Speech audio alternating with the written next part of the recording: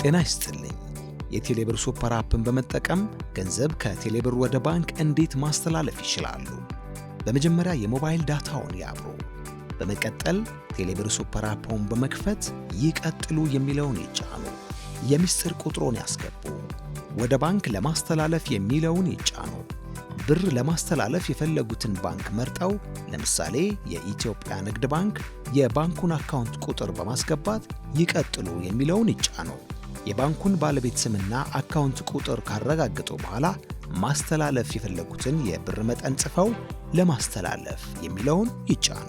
ለማረጋገጥ በድጋሜ ለማስተላለፍ የሚለውን በመጫን የምስጢር ቁጥሮን ያስገቡ። በመጨረሻ ገንዘብ ከቴሌብር አካውንቶ ወደ ባንክ አካውንት ማስተላለፎን የሚገልጽ የጽሑፍ መልእክት ከ127 ይደርሶታል።